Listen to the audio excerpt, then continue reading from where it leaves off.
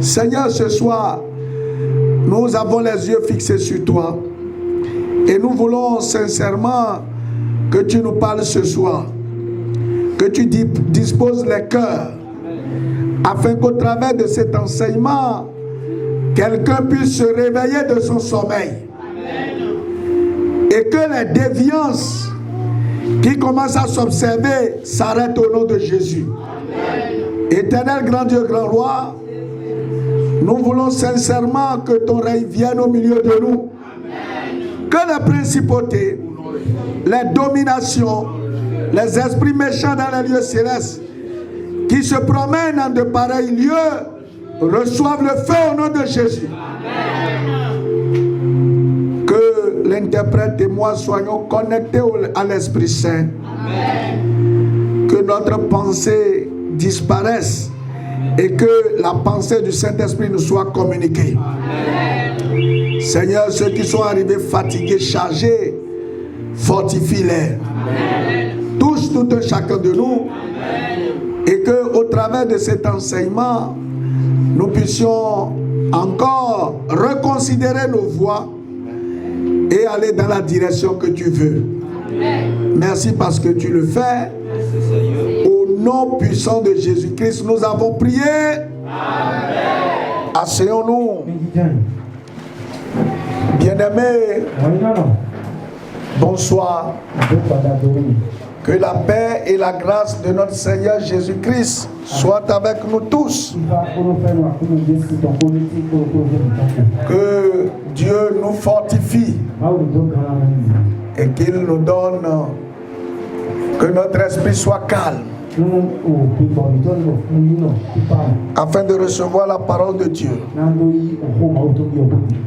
Alors, pendant un moment, on a arrêté l'étude du livre de l'Apocalypse à cause de la Pentecôte. Mais une fois que la Pentecôte est passée, nous continuons de vivre la Pentecôte parce que moi je sais que il y a eu des dons activés. Dieu a commencé à ouvrir les yeux de beaucoup. Je prie que cela ne s'arrête pas. Conservez cela. Ce soir, nous allons étudier une autre église. On a déjà vu combien d'églises? Combien?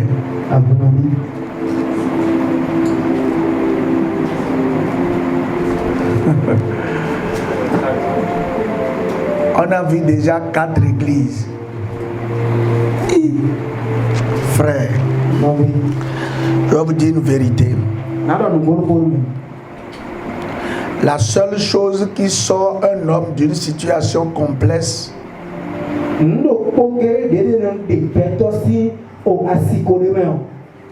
c'est sa connaissance de la parole.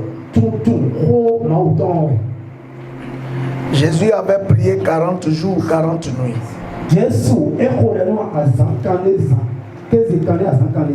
Mais à l'heure de l'épreuve ou de la tentation, c'est la parole qu'il a tiré d'affaire. Bien-aimé, il y a des moments où pour prendre des décisions, vous avez besoin de vous appuyer sur une parole.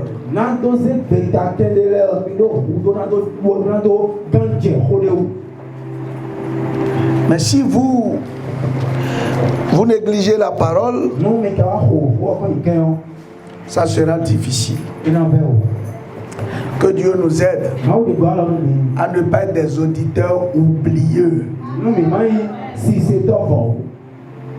mais des auditeurs qui pratiquent.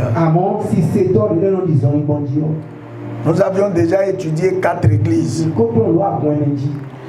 L'église d'Éphèse, l'église de Smyrne, l'église de Pergame, l'église de Thyatire.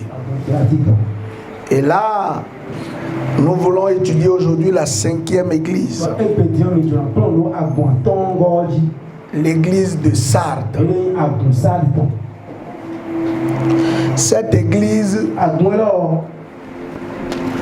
vraiment m'a conduit dans une profonde méditation.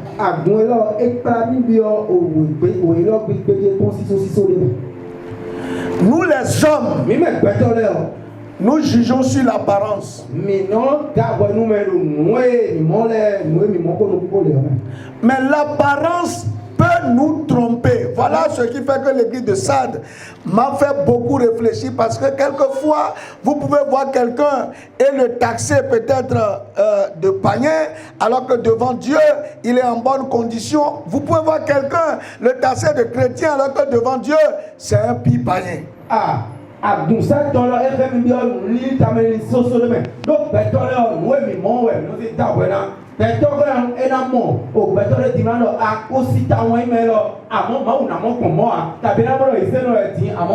L'église de Sardes nous amène à réfléchir profondément sur la façon dont Dieu perçoit chacun de nos actes.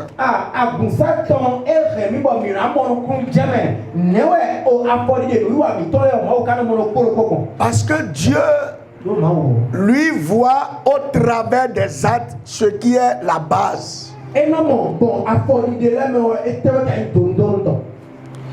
Nous allons lire dans Apocalypse 3, du premier verset au verset 6, puisque c'est là que l'histoire de Sardes se situe.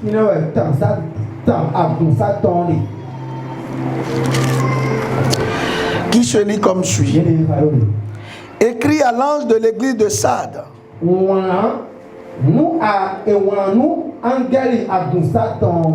Voici ce que dit celui qui a les 7 esprits de Dieu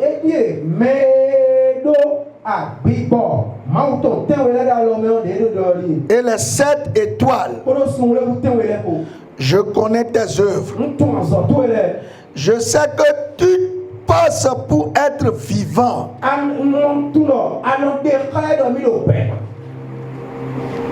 Et tu es mort.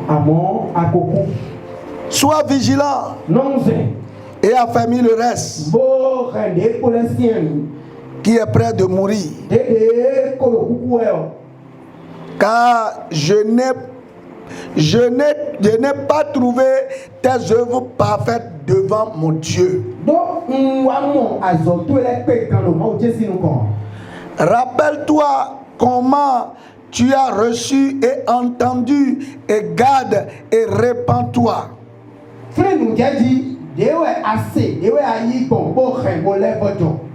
Si tu ne veilles pas, je viendrai comme un voleur. Et tu ne sauras pas à quelle heure je viendrai sur toi. Cependant, tu as à Sardes quelques hommes qui n'ont pas souillé leurs vêtements. Ils marchent avec moi en vêtements blancs,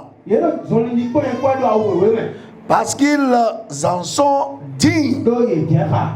Celui qui vaincra sera revêtu ainsi de vêtements blancs. Je n'effacerai point son nom du livre de vie. Et je confesserai son nom devant mon Père et devant ses anges. Que celui qui a des oreilles entende ce que l'Esprit dit aux églises. Bien-aimé, voilà comment l'ange voit l'église de Sardes,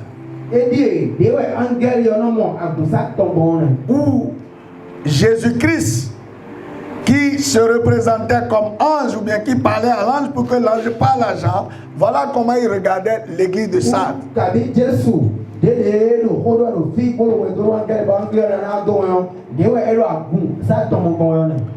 Voyez, d'abord je vous ai dit, à la présentation de l'auteur de la parole, vous pouvez vous imaginer ce qu'il veut dire.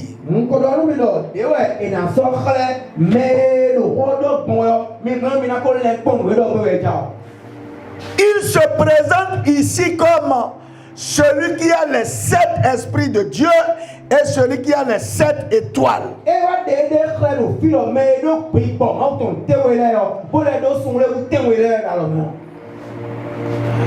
Les 7 étoiles, on a déjà dit que c'est les églises. Ça veut dire qu'il voit l'état physique, moral, spirituel de chaque église telle qu'elle est.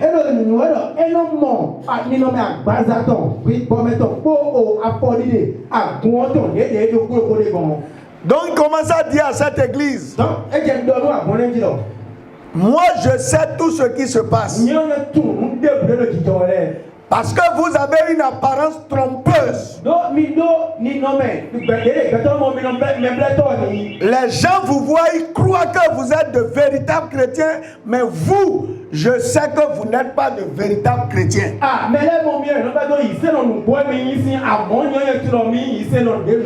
Vous voyez, il parle de celui qui a les 7 étoiles. Mais quand il parle des 7 esprits de Dieu, c'est l'esprit dans sa plénitude, sa puissance, son pouvoir, son autorité. Ça veut dire qu'il dit, quand je vais vouloir, c'est pourquoi il a dit, si tu ne te répands pas, je vais venir te surprendre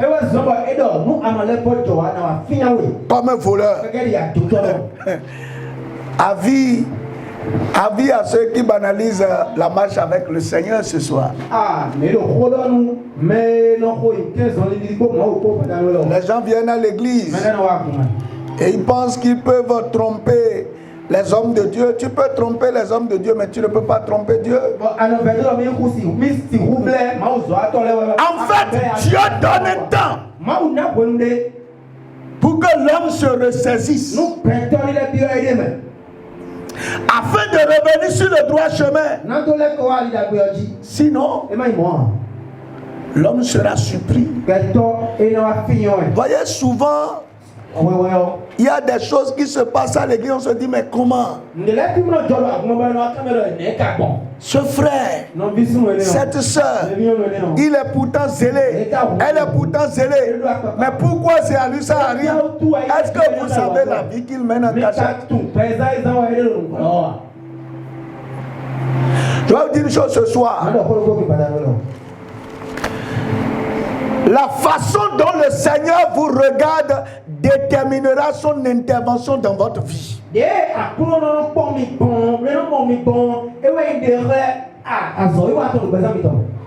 Ce n'est pas le temps que tu as passé dans la prière, ni l'énergie que tu as déployée, mais dans toutes ces choses, comment le Seigneur te voit. Il dit, je fais droit avec celui qui fait droit. Voyez, aujourd'hui, certains disent qu'ils sont confus. Je ne comprends pas. Je me bats pour Dieu, je fais tout, mais rien ne change. Non. Dieu lui regarde ton cœur. Il regarde tes motivations.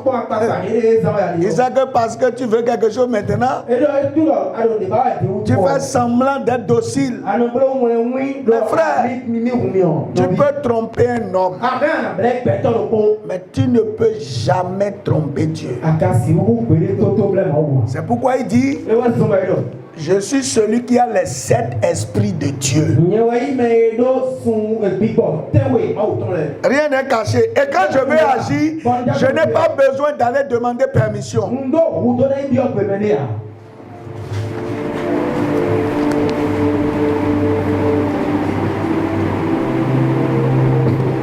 Mes frères, il y a beaucoup de Géasi à l'église.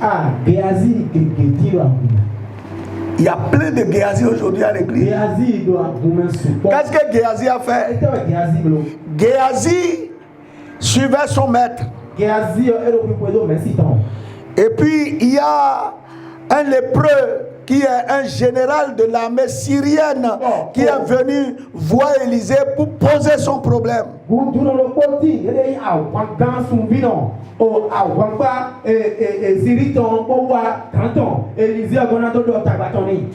Et puis, Élisée lui a dit ce qu'il va faire pour avoir la solution.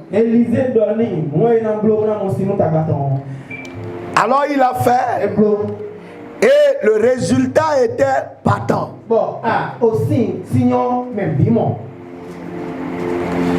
Il a été guéri. Et en reconnaissance à ce que Dieu lui a fait, il a voulu faire des présents à l'homme de Dieu que Dieu a utilisé pour le guérir.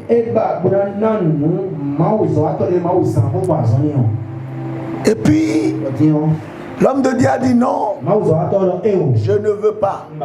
Mais Géasi avait les yeux sur les biens. Une fois que Naaman a quitté les lieux, Géasi l'a rattrapé et lui a dit: mon maître vient de recevoir un étranger et il demande quelques vêtements et un peu de sous pour pouvoir recevoir l'étranger.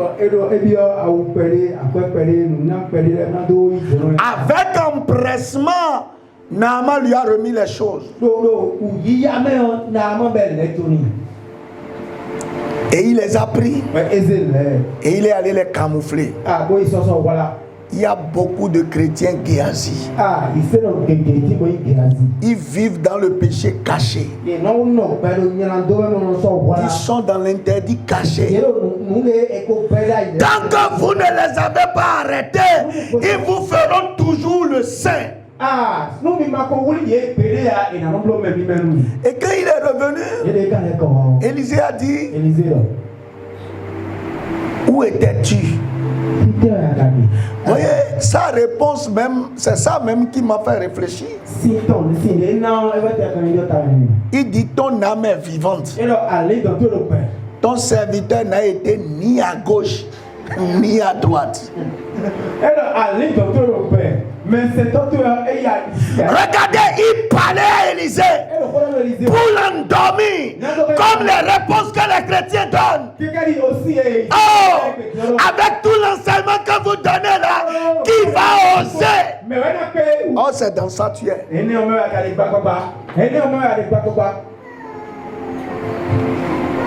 Voyez, Élisée a dit: mon âme est vivante vraiment. Quand tu enlèves devant Naaman là, je te voyais.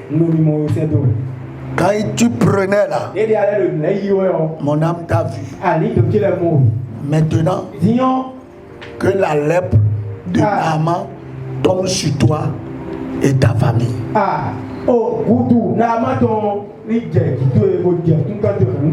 Vous voyez, je vais vous dire une vérité. Il y a des malheurs qui ne peuvent jamais arriver à un chrétien véritable. Quand ces choses sont dans ta vie, laisse ce qui se passe et pose-toi des questions. Sincèrement, ce soir, je vous dis la vérité. David a dit: j'ai été jeune, j'ai vieilli, je n'ai jamais vu le juste abandonné, ni sa postérité mendiant son pain. Mon frère, s'il y a des choses qui se passent, laisse ce qui se passe, va te fouiller devant le Seigneur.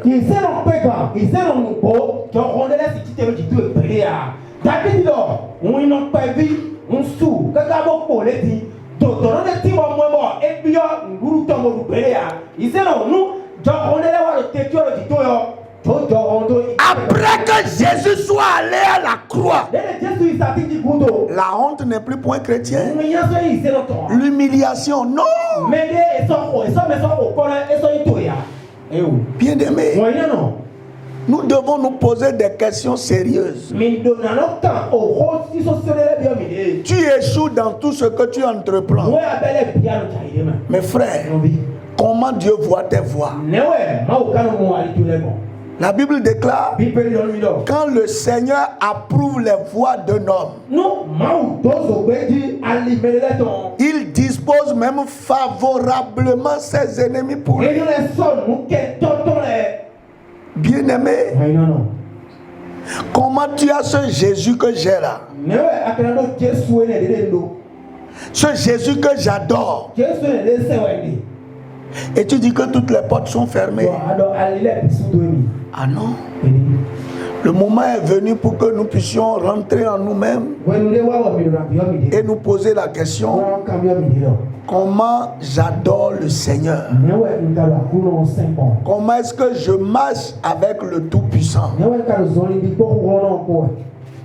Dieu est fidèle et il n'abandonne jamais les siens. Sincèrement, il est celui qui a les 7 esprits. Il connaît tout. Alors dans cette église de Sardes, vous voyez, quelque chose m'a choqué. Et c'est pour ça que je fais ce développement. Il dit: je connais tes œuvres. Je sais que tu passes pour être vivant. Et tu es mort. Il y a une apparence. Il y a quelque chose que l'Église montre à tout le monde. Et pour tout le monde, c'est une Église vivante. Mais en dessous, c'est la mort. Dis, tu passes comme vivant, mais tu es mort. Comment un mort peut paraître comme un vivant? Aujourd'hui, j'ai vu effectivement, quelquefois à certaines expositions de corps, tu crois que la personne est encore là, comme tu peux le réveiller et il va te parler.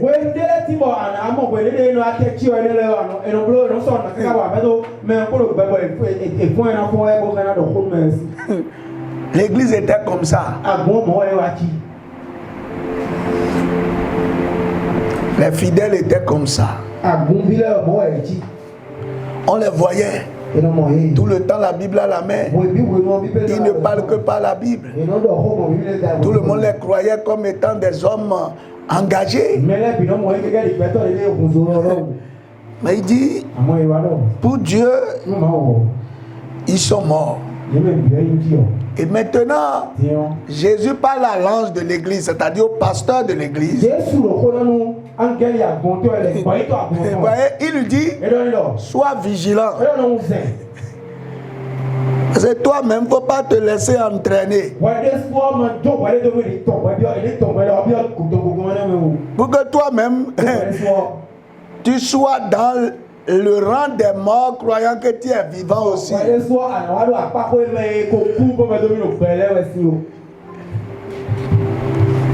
Maintenant, si tu veux être vigilant, affermis les quelques-uns qui ne sont pas encore morts là. Parce qu'ils sont prêts de mourir aussi. Le phénomène a gagné tout le monde. Frère, la religion est dangereuse. Hein? Elle vous fait croire que vous êtes dans le processus que Dieu approuve. Mais vous-même, vous êtes tonneau vide.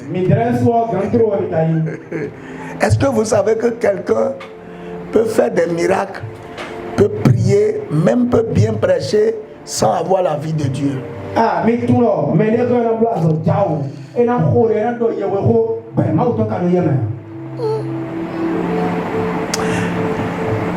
J'ai réfléchi parce que j'ai compris que l'homme est complexe. Et oui, guédé quoi. Mais dès si vous tout béton, il gangon tomé. Béton guédé. Ce qui est dans mon cœur, c'est moi seul et Dieu qui savent. C'est ce que je veux que tu vas connaître.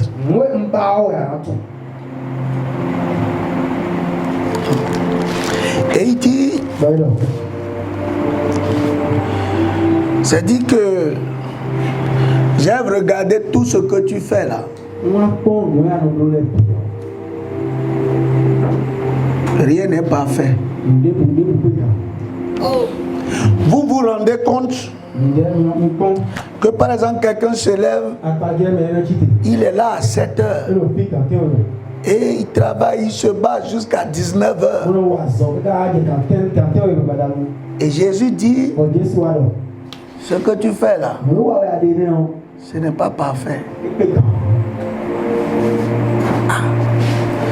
Vraiment, je me pose des questions. C'est quand même blessant. Et Dieu dit, si tu veux savoir ton état là, retourne au début de ta foi. Comment tu as reçu la parole? Comment tu l'as entendue? Dans quel état tu étais quand tu as écouté la parole de Dieu? Et qu'est-ce que tu as retenu pendant ce temps? Aujourd'hui, oui, je peux être pasteur, je peux être bishop, je peux être tout ce que vous voulez. Mais si au fond, Dieu n'approuve pas ce que je fais, à quoi ça sert? Et il dit, si tu ne changes pas, je vais revenir à toi. Et comme un voleur. Et tu ne sauras même pas quand est-ce que je viendrai. Dieu qui dit qu'il veut venir comme un voleur. On va revenir sur ça. Je suis seulement en train de faire le résumé du texte qu'on a lu. Et il dit, au milieu quand même de Sade, j'ai vu des hommes qui marchent toujours avec moi. Frère, chacun venait à l'église sachant ce qu'il cherche. Et Dieu regarde chacun. Si tu crois que tous ceux qui sont venus à l'église sont venus pour adorer Dieu, c'est ton illusion.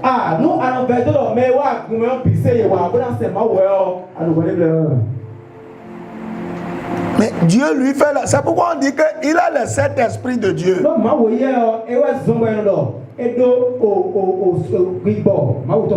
a l'esprit dans la plénitude, il a le discernement, il a la connaissance, il a la sagesse, il connaît. Il dit, il y a quand même parmi vous, dans cette pourriture là, il y en a qui sont quand même, il y en a quand même qui marchent avec moi et ils cherchent leur Dieu. Ils ne regardent pas les autres. Donc vous qui venez à l'église, vous regardez un frère, une soeur. Oui, moi j'ai l'obligation d'être un modèle pour vous. C'est un devoir pour moi. Parce que conduire un peuple, tu dois être un exemple. Mais c'est moi qui ai mon obligation. Tout le reste là, chacun sait quel appel il a reçu. Et c'est où il est dans le ministère. Donc je ne vais pas regarder pour dire à cause de X, à cause de Y, parce qu'ils savaient comme ça, je suis découragé. Moi, c'est moi qui sais que là où je vais. En fait, c'est ce que je vois certains disent. Si jusqu'à ce frère a fait ça, moi, bon, qu'en est-il pour moi? Mes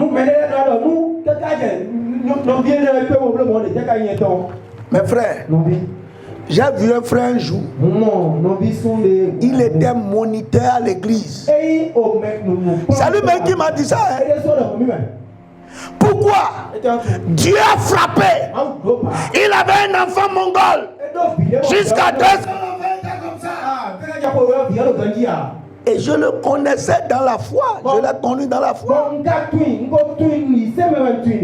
J'étais encore très jeune quand moi j'avais le bac et je partais. Donc je le connaissais chrétien il y a longtemps. Il était encore élève quand je l'ai connu chrétien.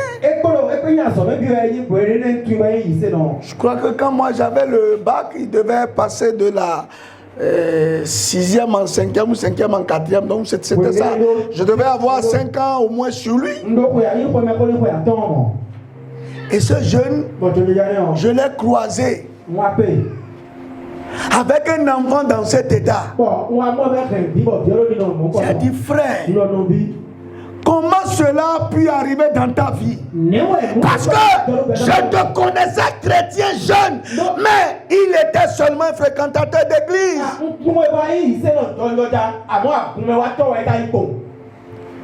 Et le jour-là, il a baissé la tête. Il dit, grand frère, j'ai déconné.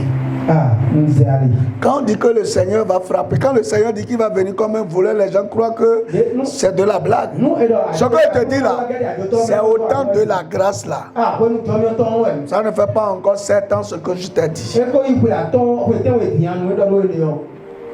Il dit, j'étais moniteur. Et parmi ceux que j'enseigne là, il y a une fille qui m'a plu. Et on a dit qu'on veut se marier. Mais en réalité, on se couchait en cachette.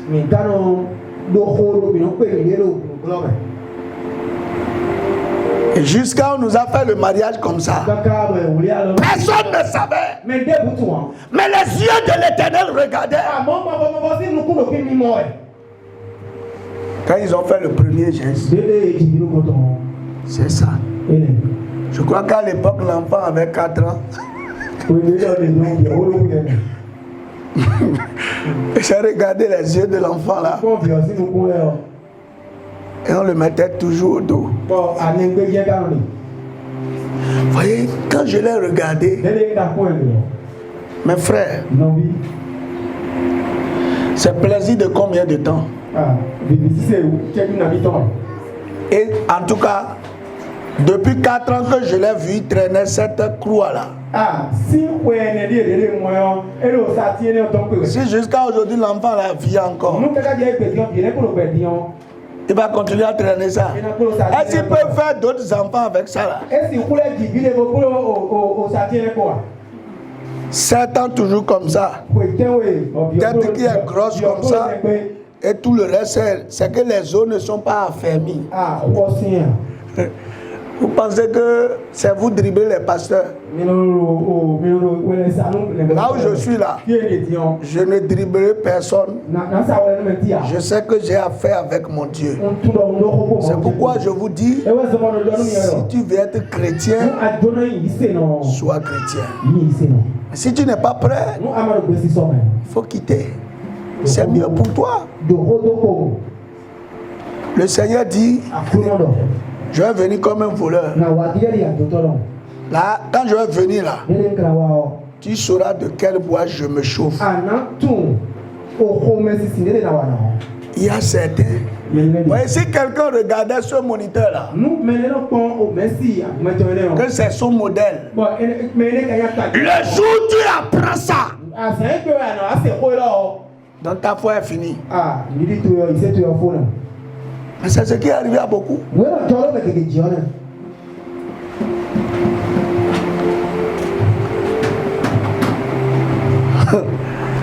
Les gens disent, ah, si jusqu'à lui là, si c'est comme ça, je préfère quoi? Si tu veux scandale là,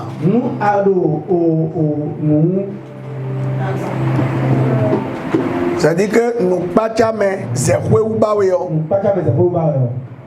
Fiez nos modèles, mais ma vedo a gagné nos modèles. C'est chez le dernier que vous allez vous espérer avoir quelque chose du genre. C'est chez eux. En tout cas, la marche avec le Seigneur m'a éduqué beaucoup. Et la vie des frères et des sœurs m'ont beaucoup aussi éduqué. Ça fait qu'aujourd'hui, je ne dis plus jamais sur la tête de quelqu'un. Avant, je pouvais dire non, lui là, elle là, non, mais depuis un moment, je suis sorti de cette illusion. Parce que, en tout cas, les expériences m'ont montré que connais-toi toi-même, c'est fini. Tout le reste, c'est Dieu qui connaît chacun. Mais il dit, il y a des gens qui ne se sont point souillés. Ils marchent avec moi. Ils ont gardé leur robe blanche. Moi, je vais témoigner de leur nom devant mon Père. Voyez, quelqu'un que Jésus témoigne devant son Père. Imaginez la vie de cette personne. Et moi, ma prière, que ce soit, que Jésus puisse témoigner de moi devant son Père. Et que toi aussi, il puisse témoigner de toi devant son Père. Et il dit, celui qui va garder son vêtement blanc, c'est tous ceux-là. Il ne va pas effacer leur nom du livre de vie.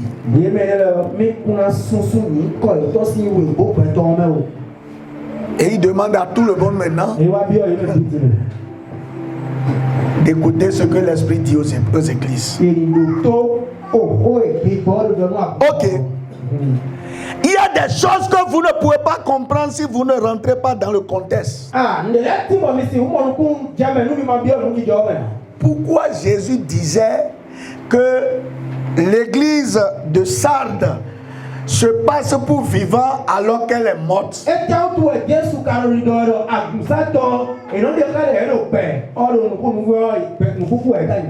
Ok. D'abord, la ville de Sardes, c'est une ville un peu particulière.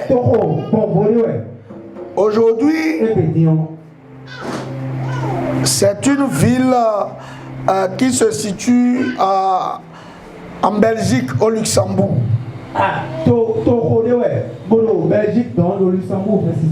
Luxembourg, c'est une des provinces de la Belgique. Et dans cette province, il y a un village qu'on appelle Sarthe. C'est ça qui était l'ancienne Sardes. Au temps de l'empereur romain, là, c'était là. C'était une ville que les guerres, même quand il y avait guerre, c'était pas facilement prenable. C'était une ville imprenable. Donc, ils avaient une certaine notoriété, certaine protection. On ne les approchait comme ça. Je ne savais pas comment ils étaient. Ils n'étaient pas très peuplés. Mais ils avaient mis un dispositif. On ne venait pas les attaquer comme on attaquait les autres. Non, jamais.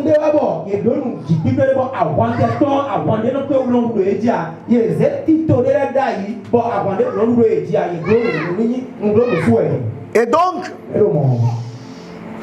ils avaient également l'industrie de la laine, donc ils produisaient les vêtements. C'était quand même une ville qui était respectée pour l'industrie textile dont elle était responsable.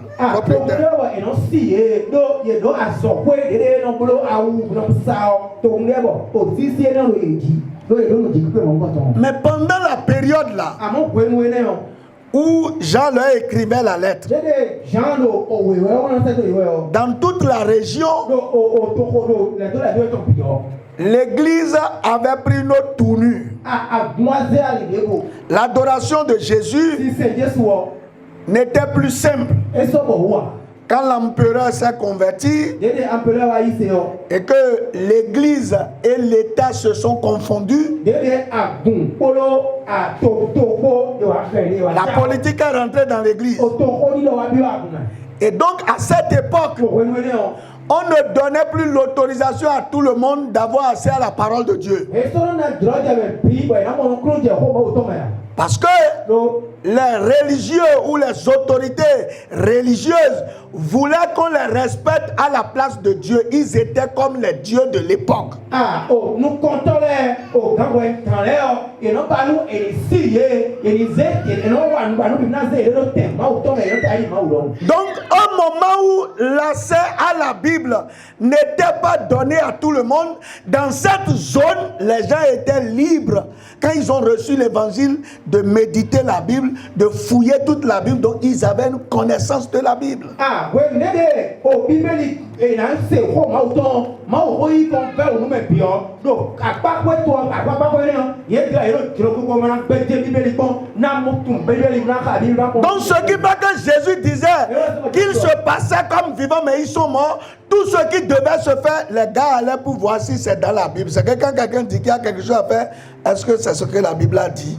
Donc ils fouillaient, ils contrôlaient, donc ils examinaient les gens à la lumière de la Bible. Mais eux-mêmes ne pratiquaient pas la Bible. Ye nu o no be zuba e do ye pe lo pe e no de ka do e lo pe ka ye o ku o ai ta ko ku o we do nu me de bu do ko le bu o ye no ize pe je ko no bible mo no e ka je ha e ka so pe ya no e me le bo le na bro e no ko amo. Est-ce que vous comprenez? Et ils sont là tout le temps, dis non.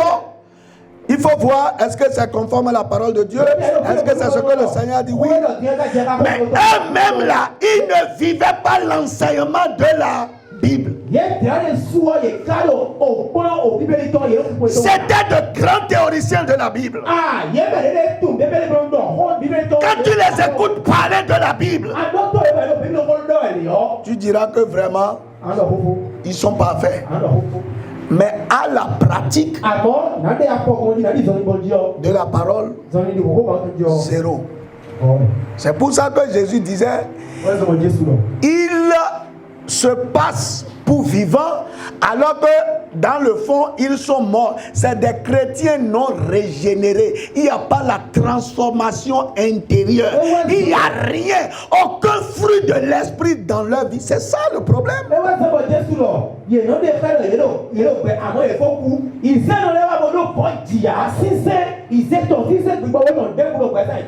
Vous savez, le chrétien véritable, c'est celui qui est régénéré.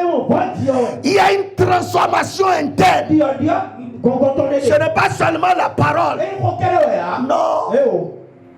Le Seigneur est bon. Il est miséricordieux. Dieu est bon. Mais donne-leur l'occasion de prouver que Dieu est bon. Tu comprendras que ce qu'ils disent c'est autre chose, ce qu'ils font c'est autre chose. C'était ça le cas de l'église de Sardes. Frère, fais tout pour que les gens te regardant comme chrétien, s'ils collaborent avec toi, ne les déçois jamais. Rappelle-toi toujours de ce qu'un chrétien est. Parce que dès que les gens voient le contraire de ce que tu dis, c'est difficile que tu aies encore certaines places dans leur cœur. Il se passait pour chrétien, mais on n'avait pas les fruits. C'est une église qui fait des actes chrétiens, mais il n'y a pas le fruit.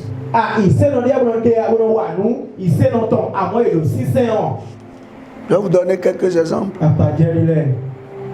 Quelqu'un peut donner de l'offrande sans que l'amour du Seigneur ne soit derrière. Vous savez ça? Parce que quand je donne avec amour à Dieu,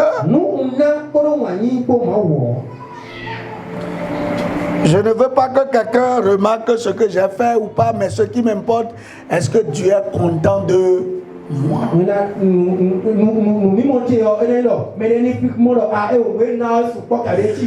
me bats. Tant que les gens ne disent pas, ah, le frère il se bat, hein, je suis découragé parce que personne ne voit mes efforts. Donc ça, tu le fais, mais le fruit n'est pas là. Tu as posé un bon acte de l'autre côté. Mais au fond, c'est vide. Et l'église de Sardes nous ramène encore au début de notre conversion. C'est pourquoi Jésus dit, rappelle-toi comment tu as entendu la parole. Comment on te l'a annoncé. Comment tu es devenu chrétien. Retourne à ça. Pour cesser de faire des choses pour paraître. Mais il faut être. Il ne faut pas paraître. Mais il faut être. Si Jésus devait venir ce soir et mettre en lumière chaque vie, combien d'éléments de Sardes trouverait-on au milieu de nous?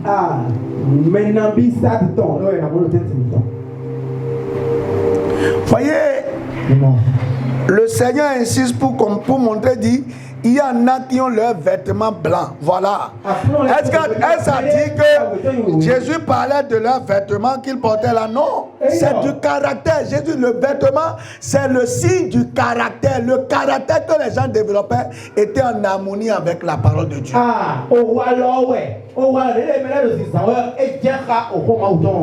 Ils ne sont pas rancuniers. Ils ne sont pas bagarreurs. Ils ne sont pas des menteurs. Ils ne sont pas des voyous. Ils ne sont pas des voleurs. Ils ne sont pas des idolâtres. Ils ne sont pas des adultères.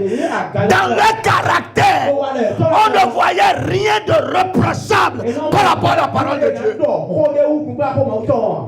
Aujourd'hui, combien de chrétiens peuvent inspirer confiance? Combien? Dans le monde d'aujourd'hui, est-ce que tu peux faire partie des personnes en qui on peut faire confiance? C'est ça l'église de Sardes. Oublie ce que tu sais, dis non. Mais au-delà de ça, qu'est-ce que les gens peuvent lire au travers de tes comportements, de tes caractères de tous les jours? Chrétiens qui font coup bas. Chrétiennes qui calomnient. Chrétiennes qui détruisent en cachette et qui sourient devant. Franchement, l'église de Sardes, voilà pourquoi Jésus disait, tu passes pour être vivant. Parce que moi, je te dis, la parole a dit. Moi, je te dis oui. Est-ce que c'est conforme à la parole? Mais on dit, ne vous bornez pas à écouter la parole, mais mettez-la en pratique. C'est là le problème. Cette église ne mettait pas en pratique la parole. C'est pourquoi Jésus a dit, tu te passes pour être vivant, mais tu es mort.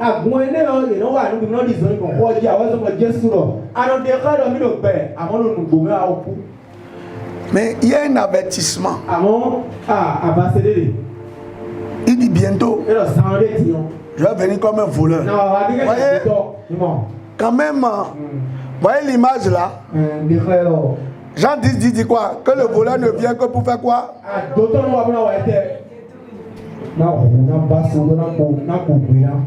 Dérober, égorger et détruire. Vous voyez, quand il dit ça, c'est pas qu'il vient pour prendre, non, c'est pas dans ce contexte. Puisque l'église n'attendait plus le retour de Jésus. Ça dit que Jésus dit, tu as assez fait de tromper les gens. Je vais décréter mon jugement contre toi. Et je vais frapper. Quand les voleurs passent partout, passent quelque part, nous à d'autres les confidés. ce n'est plus la personne seule qui sait. Et mais on quel est notre nom? Ou bien, donc ça veut dire, ce que ça veut dire, tu vas porter une marque qui va mettre à nu ce que tu es. Répands-toi avant que ça ne soit trop tard. Répands-toi. Examine tes actes. Là où tu as déjà glissé, reviens. C'est-à-dire ce que je dis, il ne s'agit pas de pasteur, de comité ou de fidèles, c'est à tout le monde. Nous tous, nous devons nous examiner devant le Seigneur pour dire si cette nuit, tout s'arrêtait. Comment Dieu nous regarderait-il?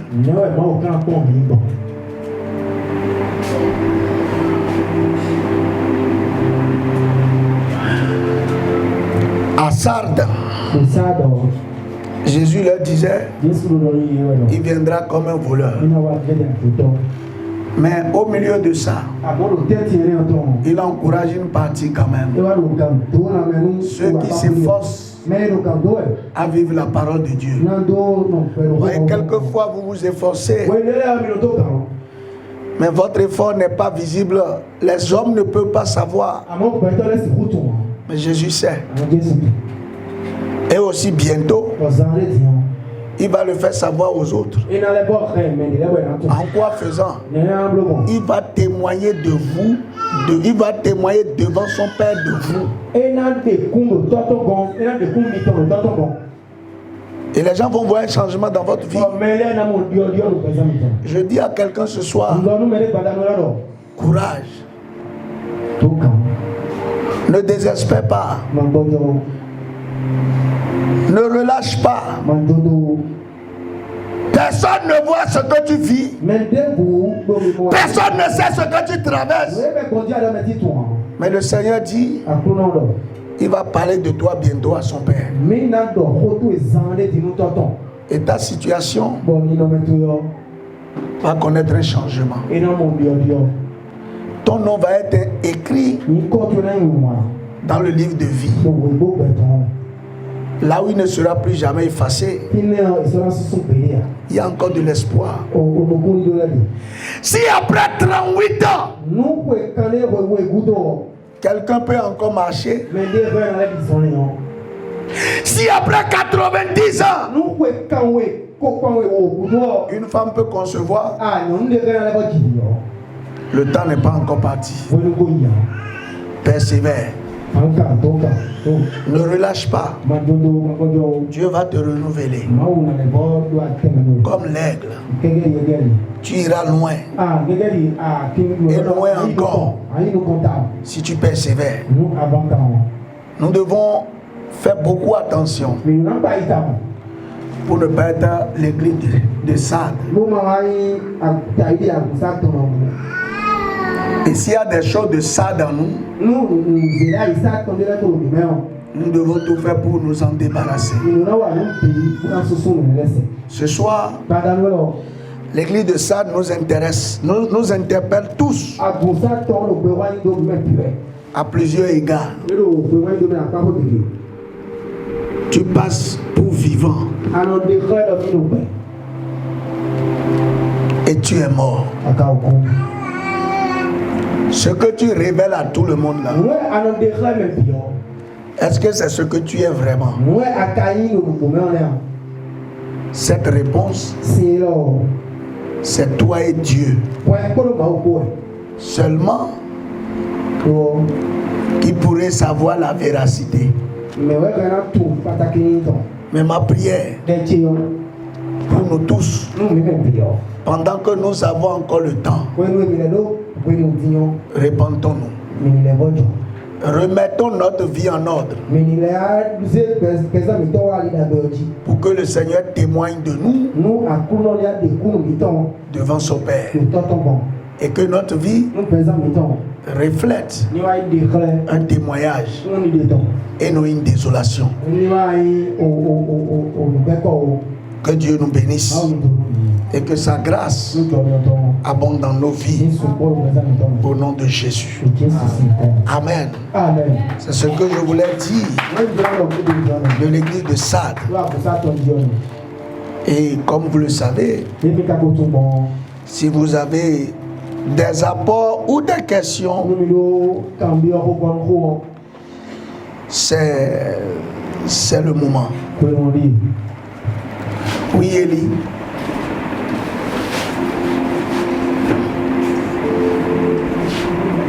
Merci beaucoup pour l'enseignement. J'ai une question à poser.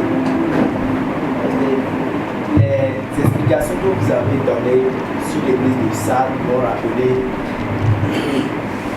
Les explications que vous avez données sur l'église de Sardes m'ont rappelé un cours que par le passé j'avais appris par rapport à l'histoire de l'église. Le point où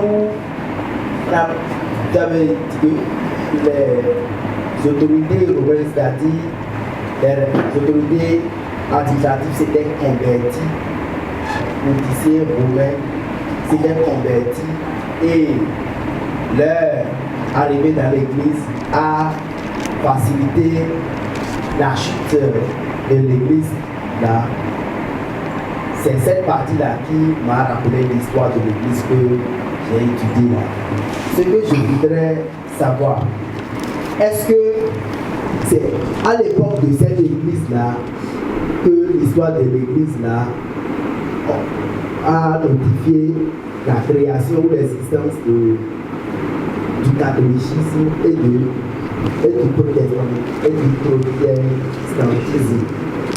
Parce que lorsque vous avez donné l'enseignement, je me suis vu à fond dans l'enseignement qu'on avait reçu sur l'histoire de l'église et je me préparais à faire une communication pour certains camarades pour les éclairer par rapport à l'histoire de l'église. Parce que souvent, sur le terrain de l'évangélisation, il y a certains qui disent que c'est l'église catholique qui est la première église au monde. Donc, pour donner certains éclaircissements sur ces questions, sur ces points-là, j'aimerais savoir si l'histoire de l'église dont nous sommes venus parler, c'est ça, pour mieux le retrouver, pour savoir comment le faire. Parce que depuis qu'on a commencé par étudier les églises là, ce point-là m'a vraiment pas clair, plus précis sur l'histoire de l'église plus que les autres. D'accord, c'est compris. Oui, Madame Adjakidje. Amen. Amen. Je bénis l'enseignement de ce soir. Je bénis le nom de Dieu pour votre vie. D'abord, moi, je n'avais jamais le courage de lire l'Apocalypse. Mais quand vous avez commencé l'enseignement avec nous, chaque enseignement, je trouve qu'il y a toujours des recoins dans ma vie qu'il faut balayer. J'ai une doléance après une question. Je voudrais, si c'est possible, pour le mardi prochain, pour que vous puissiez m'expliquer ou éclaircir par rapport à la convoitise, esprit de Isabelle, et comment la convoitise des yeux, et comment quitter cet esprit-là. Aussi, vous avez parlé de la honte. Puisqu'il y a des fois dans la marche avec Christ, il y a des jours, il a envie que tu sois léger avec lui, mais il te laisse traverser des épreuves. Je voudrais savoir, faites la nuance entre cette honte avec la honte dont vous parlez. Voilà un peu la question. Merci. D'accord. Ok. Il y a encore d'autres qui... Non, je pense que c'est les deux. D'accord. Et dans l'histoire de l'Église,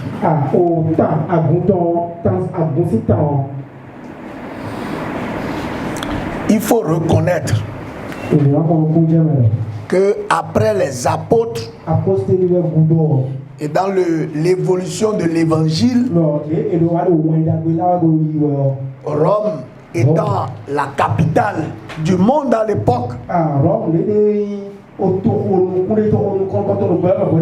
a conquis plusieurs territoires. Et parmi les empereurs qui régnaient, il y a Constantin le Grand qui s'est converti. Et quand lui s'est converti, c'est là que l'Église a connu la première crise. C'est ça qui a donné naissance aux fêtes comme Noël, toutes les fêtes que vous avez là. Parce que quand lui s'est converti, même la messe aux morts, tout ça est né de cette période. Quand il s'est converti, l'État est confondu, la gestion de l'État est confondue un peu. L'Église est devenue la religion de l'État. Parce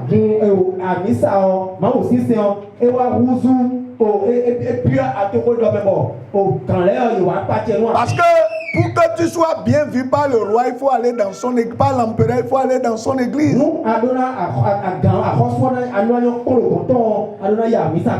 beaucoup sont venus à l'église. Et comme vous savez comment ça se passe, quand il y a des autorités qui commencent à vous fréquenter, si vous n'avez pas une certaine ligne directrice, vous êtes rapidement influencé. Nous, au Canada, nous,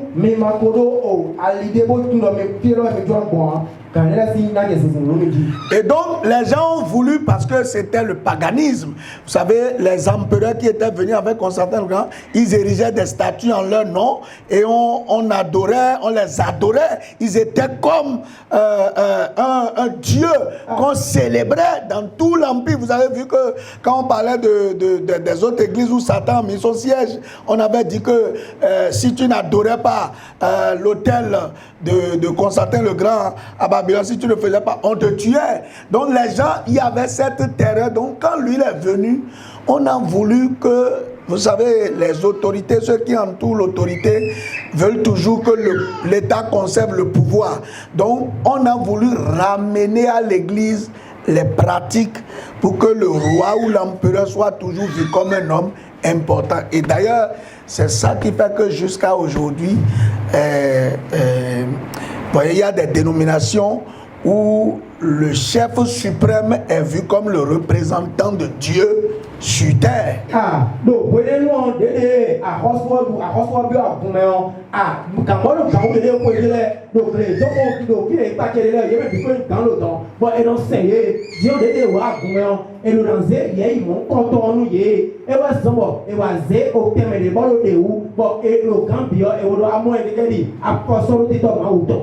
Quand on sera sur Babylone, la grande, on va encore bien détailler. Donc, les gens avaient commencé à développer des pratiques. Et pour empêcher que les fidèles qui sont éveillés puissent dire que ces pratiques ne sont pas conformes à la doctrine, on a interdit l'accès à la Bible à la grande majorité.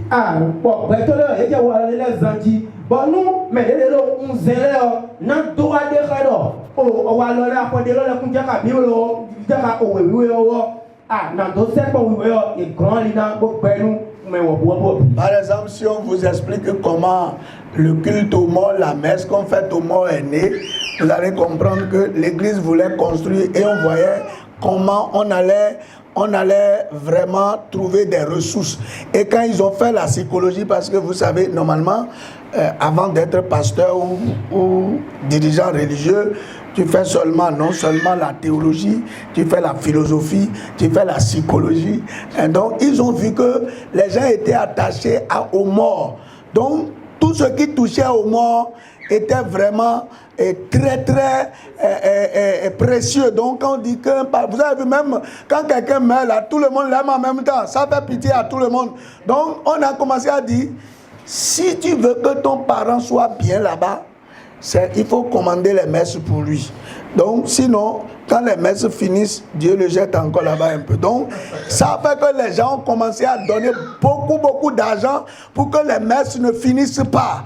Et donc, ça a permis que l'objectif soit atteint. Mais à la fin, vous voyez, c'est devenu une pratique. Donc, il y a certains qui ne peuvent pas comprendre. C'est pourquoi on va dire que selon tel document et non la Bible, voilà comment. Donc, ça fait qu'ils ont créé beaucoup de doctrines, beaucoup de philosophies, à laquelle les gens ont adhéré, mais pour que ça puisse marcher, on a défendu. Par exemple, on disait qu'il y a des parties de la Bible, si tu lis, tu vas devenir fou.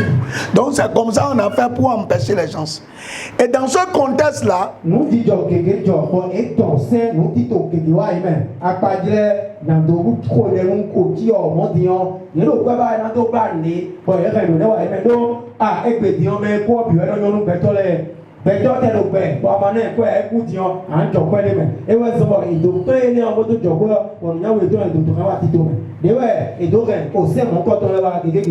a quelques-uns qui étaient à l'église et qui voyaient que non, les choses qu'on fait là, est-ce que c'est vrai?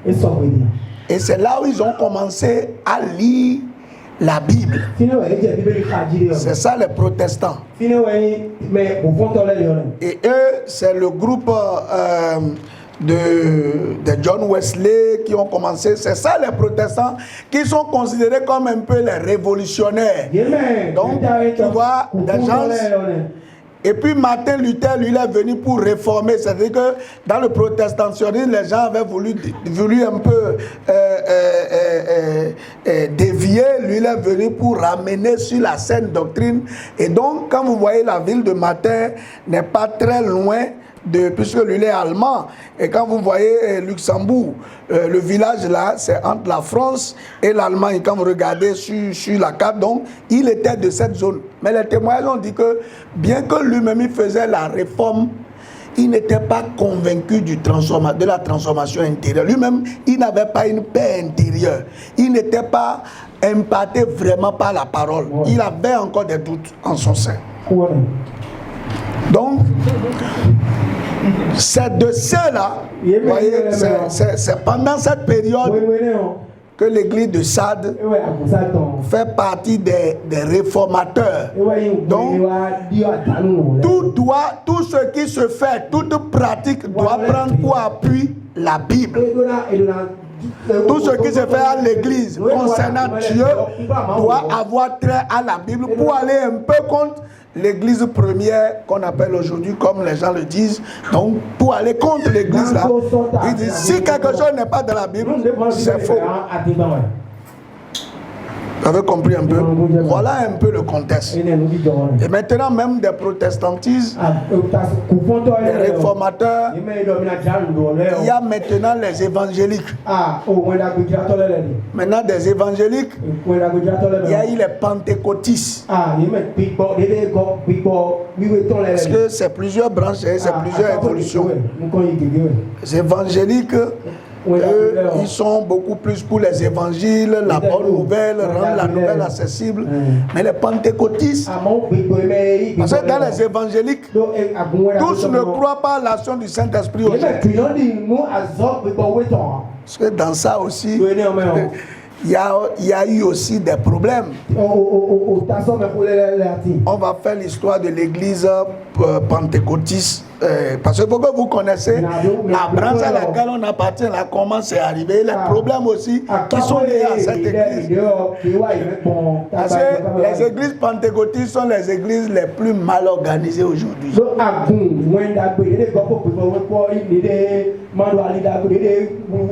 Au nom de l'esprit, chacun crée ce qu'il veut.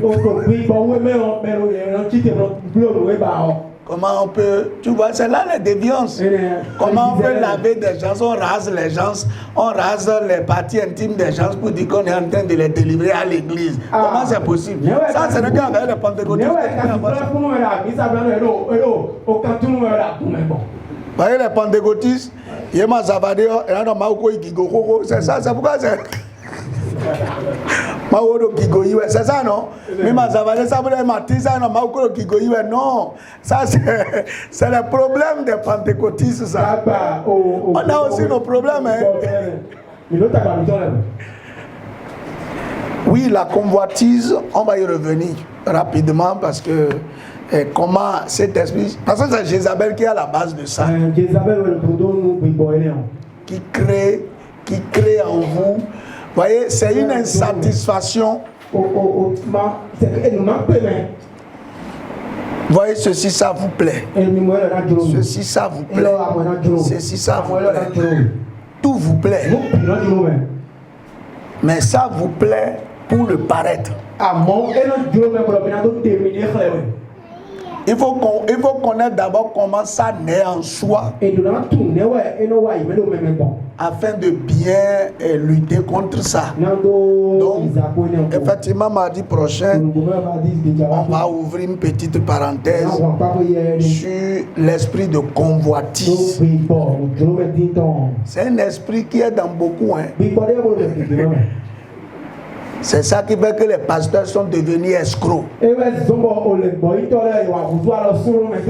voit un fidèle amener Range Rover à l'église, lui-même il dit que le Seigneur lui a dit.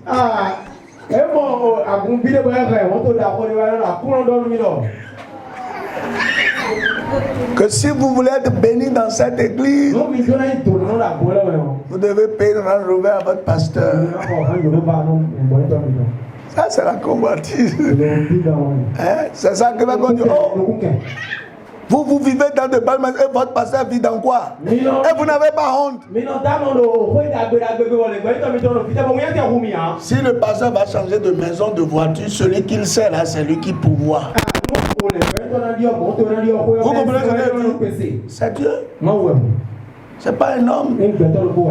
Il n'a pas besoin de venir faire la publicité avant que Dieu lui, non.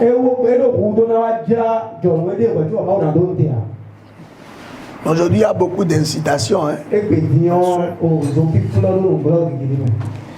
Donc, on va revenir sur ça prochainement parce que j'avais vu que l'enseignement sur Jézabel est beaucoup.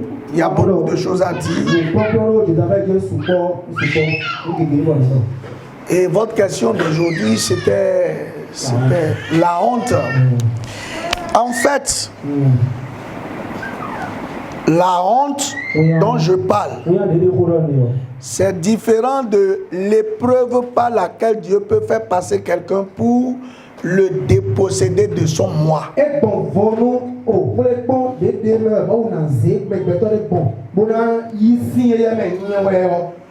La honte dont je parle, c'est une honte du genre que, par exemple, ça ne va pas jusqu'à tu es obligé jusqu'à aller quémander au bord de la voie. Ça, cette honte-là, c'est pas pour le chrétien. Mais il y a une honte où quand tu es orgueilleux, tu vois les gens de haut. Non, on me met un gars. Regarde, on me met la gars, nous me pille. Et Dieu va te traîner juste dans ça pour que tu oublies ces pensées-là. Ça, c'est un travail que Dieu lui-même provoque pour t'amener à réaliser que tu ne vaux rien. Ça, cette honte-là, c'est la honte pour détruire le moi en vous. Exemple dans la Bible, le grand Paul, dont le mouchoir guérit les malades. Il est là seulement. Il part devant tout le monde quand il veut commencer à se... Les chats là commencent. Yeah, tu vas devant tout ça, c'est nous. Non, Paul d'accord de souhait. Et ouais, non, il y a droit à moi. Non, pas autre chose. Yeah. Tu vois, si tu es orgueilleux, par exemple, que tu comptes sur les habits, tu crois que ta valeur est dans les habits, Dieu peut fermer les portes pour que tu portes l'habit, le même habit toujours, jusqu'à ce que tu réalises que tu n'es rien. Est-ce que vous comprenez ce que je dis? Ça, cette honte-là, c'est ça une épreuve. Non, Dieu va te faire passer par là. S'il veut de ton bien. Ça, ce n'est pas une mauvaise honte. C'est pour te corriger. Toi-même, tu sais. Et vas-y, maintenant, nous-mêmes. Il y a des soignants. Ah ouais, ça veut dire que tu n'as pas compris des choses et tu es obligé de te faire passer par là. Voilà. Cette honte-là, toi-même tu sais au fond de toi que tu étais orgueilleux, tu étais vantard, mais qu'il a fallu ça pour que Dieu te corrige. Ça, c'est des situations que Dieu utilise. Par exemple, ouais, moi, il y a des choses que j'apprends avec la vie. Il y a un frère qui a dit que lui ne va jamais supplier quelqu'un pour une situation. Voilà, je vais te dire la honte là maintenant. Le frère là, il voulait faire une opération. Il voulait faire une activité quoi. Il comptait sur des choses sûres. Et il a pris des engagements auprès d'un autre frère. Et puis, le frère l'a aidé.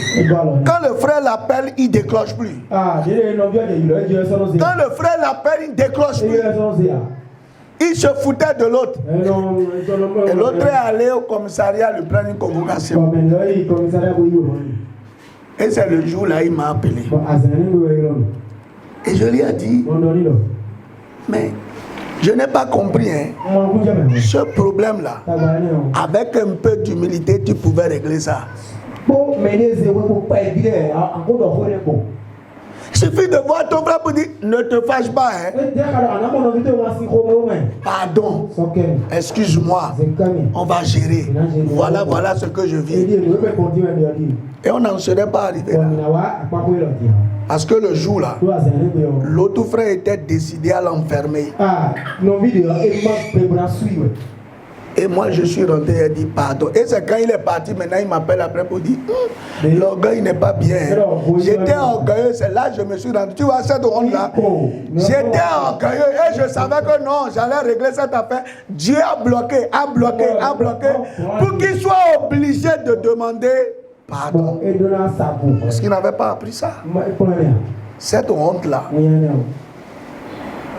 Dieu, c'est une épreuve que Dieu vous impose. Tu deviens incapable devant les choses que tu as dépassées. C'est différent de tu es là, tout est bloqué, on a renvoyé tes enfants et tu ne peux rien faire. Cette deuxième honte là, ça ce n'est pas chrétien. Est-ce que vous comprenez ce que je dis?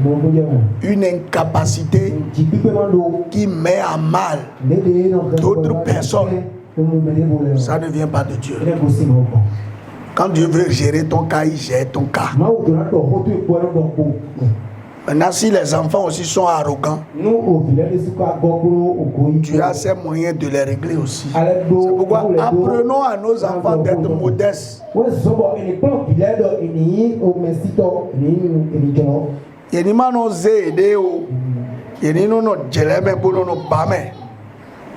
C'est compris? Que Dieu nous aide. Que sa grâce nous accompagne.